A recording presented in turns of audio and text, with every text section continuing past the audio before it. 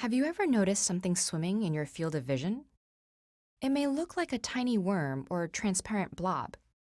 And whenever you try to get a closer look, it disappears, only to reappear as soon as you shift your glance. But don't go rinsing out your eyes. What you are seeing is a common phenomenon known as a floater. The scientific name for these objects is muscae volitantes, Latin for flying flies, and true to their name, they can be somewhat annoying. But they're not actually bugs or any kind of external objects at all.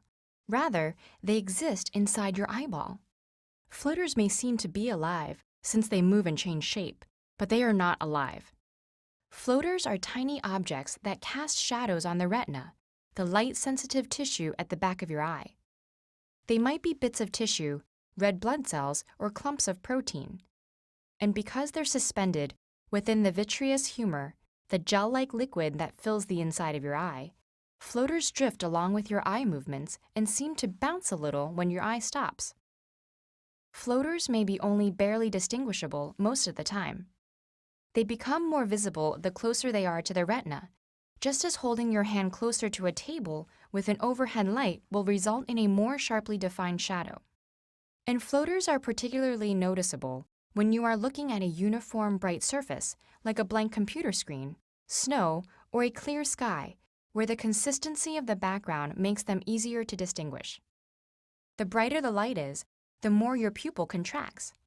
This has an effect similar to replacing a large diffuse light fixture with a single overhead light bulb, which also makes the shadow appear clearer. There is another visual phenomenon that looks similar to floaters, but is in fact unrelated. If you've seen tiny dots of light darting about when looking at a bright blue sky, you've experienced what is known as the blue field entoptic phenomenon. In some ways, this is the opposite of seeing floaters. Here, you are not seeing shadows, but little moving windows letting light through to your retina. The windows are actually caused by white blood cells moving through the capillaries along your retina surface. These leukocytes can be so large that they nearly fill a capillary, causing a plasma space to open up in front of them. Because the space and the white blood cells are both more transparent to blue light than the red blood cells normally present in capillaries, we see a moving dot of light wherever this happens, following the paths of your capillaries and moving in time with your pulse. Under ideal viewing conditions, you might even see what looks like a dark tail following the dot. This is the red blood cells that have bunched up behind the leukocyte. Some science museums have an exhibit which consists of a screen of blue light, allowing you to see these blue sky sprites much more clearly than you normally would. While everybody's eyes experience these sort of effects, the number and type vary greatly. In the case of floaters, they often go unnoticed as our brain learns to ignore them.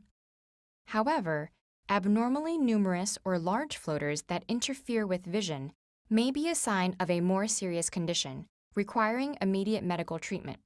But the majority of the time, entoptic phenomena, such as floaters and blue sky sprites, are just a gentle reminder that what we think we see depends just as much on our biology and minds as it does on the external world.